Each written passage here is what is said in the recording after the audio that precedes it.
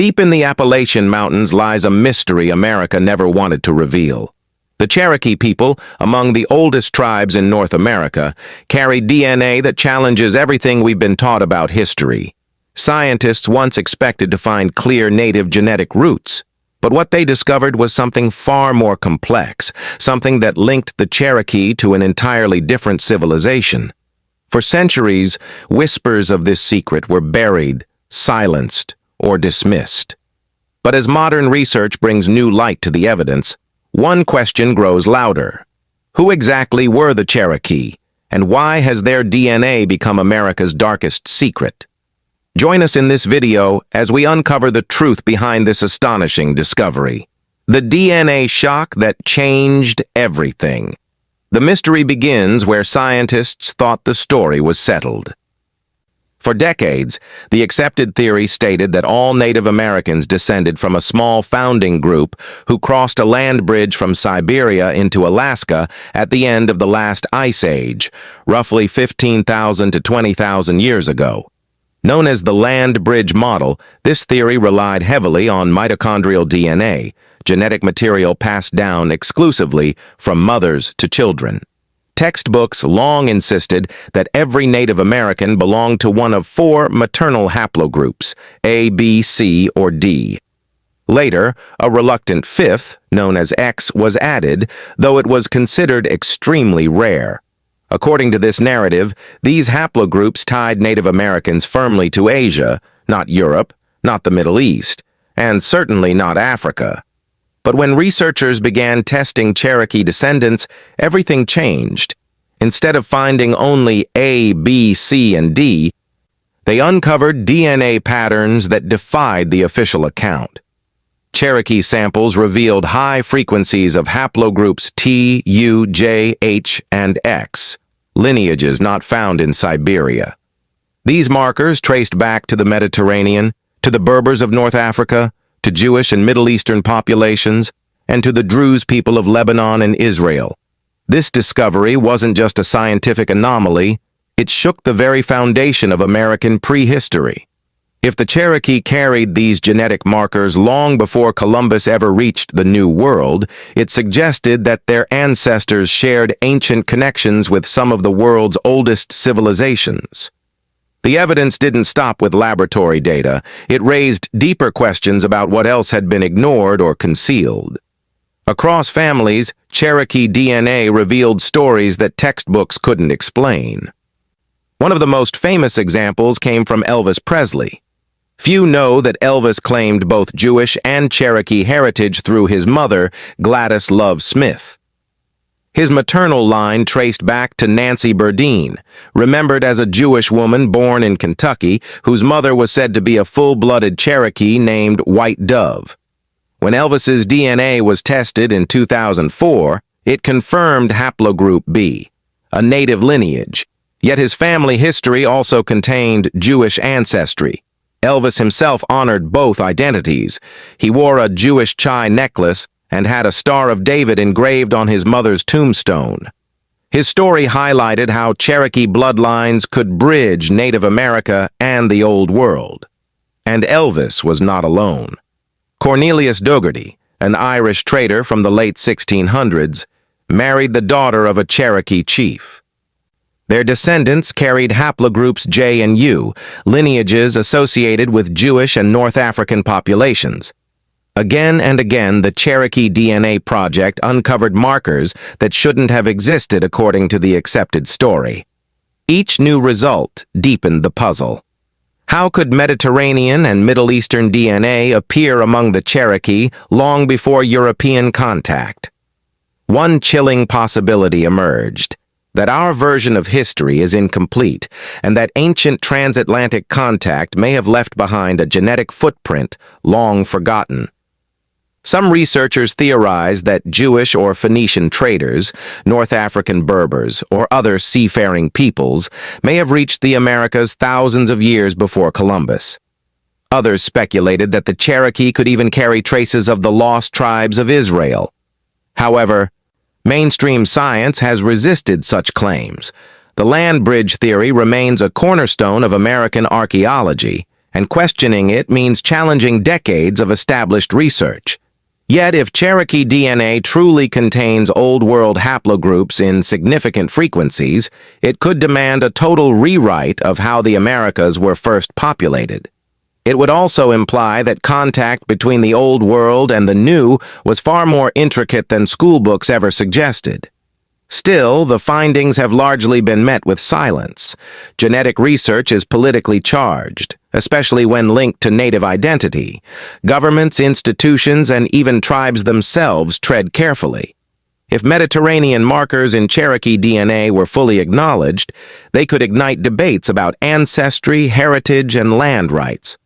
For many, it's easier to ignore the data than face a truth that could unsettle both science and politics. Yet the conclusion remains difficult to dismiss. The Cherokee may carry within their blood proof of a forgotten chapter in human history, one that connects distant worlds long before Columbus, long before written records. So, what does this DNA mystery truly mean for the Cherokee people and for the world? Let's explore.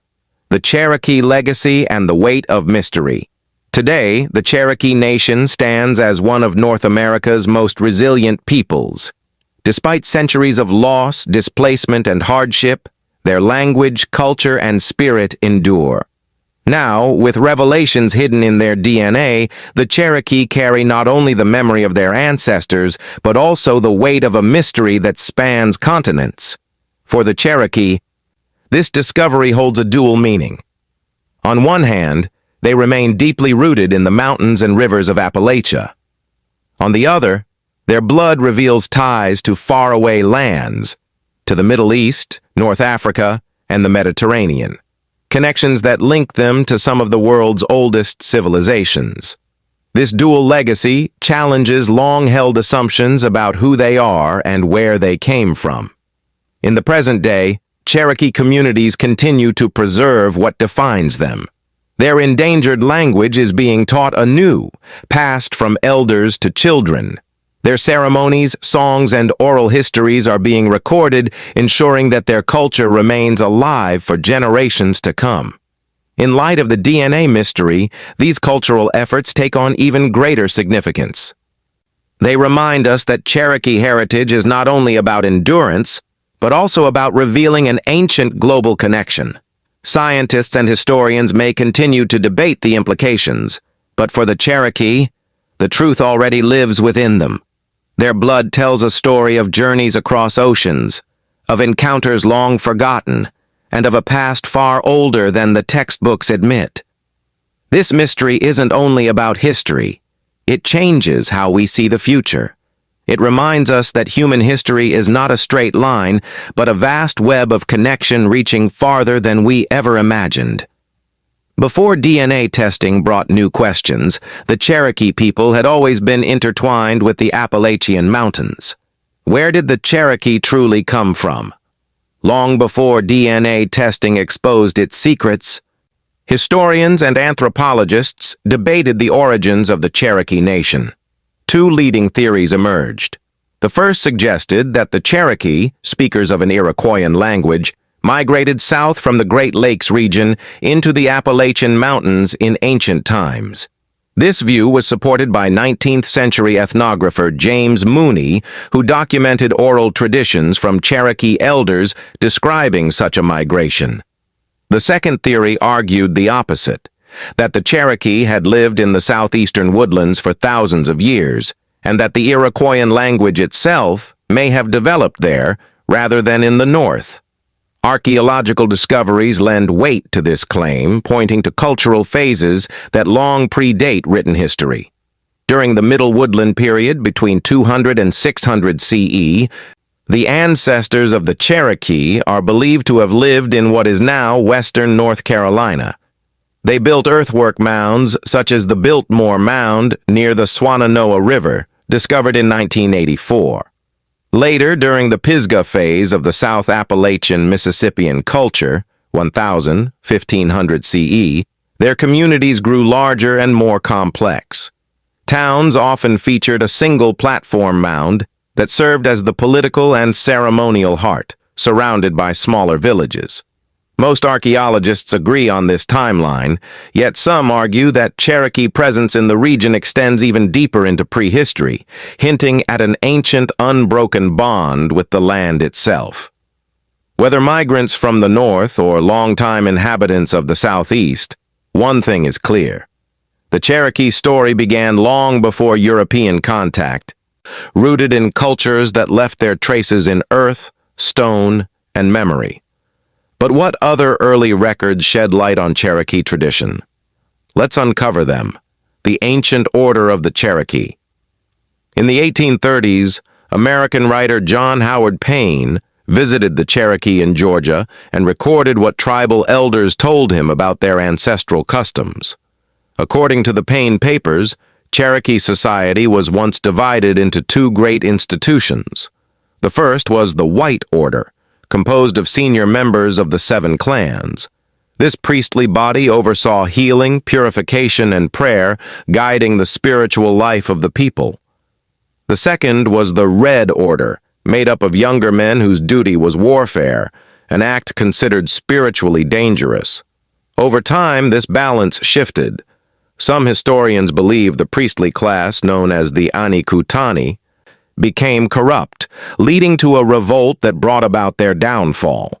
Ethnographer James Mooney, studying the Cherokee in the late 1800s, traced the loss of priestly dominance back to this uprising. From then on, sacred knowledge was no longer inherited by birth but earned through individual ability, allowing healers and leaders to rise by merit rather than lineage. Another treasure of Cherokee heritage appeared in the 1820s, when Sequoyah created the Cherokee syllabary. At first, medicine men, or Didanwisgi, used it to record sacred teachings considered spiritually potent. Soon, the written language spread throughout the nation, preserving stories, rituals, and wisdom for future generations. These glimpses into ancient Cherokee life reveal a people whose traditions blended spirituality, leadership, and survival. Proof that the Cherokee carried not only bloodlines of mystery, but also the cultural strength to withstand every storm. So how did they first encounter outsiders? Let's explore. First contact with the Old World. The earliest recorded Cherokee contact with Europeans occurred in late May 1540, when Hernando de Soto's Spanish expedition passed through their territories near modern-day Embryville, Tennessee. The Spaniards referred to the area as Guasili, and noted several villages later identified as Cherokee settlements in Georgia and Tennessee. They even described a group called the Chilok near the Kiowa River, where North Carolina, South Carolina, and Georgia meet. But this first contact brought devastation more than exchange. Diseases carried by Europeans and their livestock swept through native populations, killing thousands who had no natural immunity. Entire communities across the southeast perished before sustained contact was ever made. A second Spanish expedition led by Juan Pardo in 1567 sought an overland route to Mexican silver mines. Mistakenly believing the Appalachian Mountains connected to those in Mexico, Pardo built 6 forts across the interior southeast, including one at Jawara, a major Mississippian chiefdom. Native resistance soon followed. Refusing foreign domination, the locals rose up and destroyed the forts, killing nearly every soldier stationed there. Only one survived. Pardo had already returned to the coast, and Spain never again attempted to settle Cherokee lands. This violent beginning left scars but also showcased the Cherokee spirit, a determination to defend their homeland against the empires pressing in. The trail where they cried by the 1830s, the Cherokee faced mounting pressure from the expanding United States. A gold rush near Dahlonega, Georgia, intensified the demand for their lands. President Andrew Jackson justified forced removal by claiming it would save the tribes from extinction, citing the disappearance of others like the Mohegan and Delaware. But the evidence contradicted him. The Cherokee had adopted modern farming, built schools, and maintained a prosperous economy. They were thriving, not vanishing. In 1830, Chief John Ross led a delegation to the U.S. Supreme Court. demanding recognition of Cherokee sovereignty. In Worcester versus Georgia, the court ruled that the Cherokee were entitled to federal protection against state encroachment. Yet Georgia ignored the ruling, and Jackson refused to enforce it. By 1838, U.S. troops began the forced removal of the Cherokee under the Indian Removal Act. This tragic march west became known as the Trail of Tears, or in Cherokee, Envna Daula Tzvi, the trail where they cried. Thousands died from disease, hunger, and exhaustion. Families were torn apart, and those who survived carried the trauma for generations. Some Cherokee slaveholders even brought enslaved Africans along the journey, showing how tangled the era's tragedies were. After arriving in Indian Territory, internal divisions deepened. On June 22, 1839, Major Ridge, John Ridge, and Elias Boudinot were assassinated by fellow Cherokees who viewed the Treaty of New Echota as a betrayal. Blood was shed not only by outsiders, but within the nation itself. The Trail of Tears remains one of the darkest chapters in American history, a testament to Cherokee endurance amid unspeakable loss. Women, life-givers, and keepers of tradition. In traditional Cherokee life, women held positions of honor and power. They owned the homes, the land, and the crops that sustained their families. As mothers of the clans, they shaped identity and inheritance. Women were revered as life-givers, not only through childbirth but through the cultivation of food and community. Clan mothers carried political authority, and some women even took up arms to defend their people. Yet these roles changed under colonial and missionary influence. Between 1776 and 1835, waves of European culture imposed new social expectations. The matrilineal, community-centered structure gave way to a male-dominated model shaped by U.S. Bay policies and the so-called civilization programs promoted by Washington and Jefferson. Even so, Cherokee women never surrendered their spiritual or cultural importance. They preserved the language, kept the stories, and nurtured the ceremonies that defined Cherokee identity. Their endurance reminds us that resilience is not only found in war or survival, but also in the quiet, steadfast act of keeping memory alive. Survival, politics, and the rebirth of a nation. After the heartbreak of removal, the Cherokee rebuilt their world in Indian Territory. They had lost their ancestral homelands, yet they refused to lose their nation. In 1866, following the Civil War, the U.S. government promised them a permanent homeland, but the price was steep. The Cherokee were forced to surrender parts of their western territory, which later became Oklahoma. Unlike many tribes, the Cherokee Nation held its land in fee simple title, independent of U.S. trusteeship. This autonomy was rare, but it also made them a target for political interference. Although the General Allotment Act had initially exempted the 5 civilized tribes, later laws stripped away those protections, forcing the division of Cherokee lands into individual allotments. In 1906, Congress passed the 5 Tribes Act, widely believed to dissolve tribal governments. Courts upheld that view for decades, and the Cherokee government nearly vanished.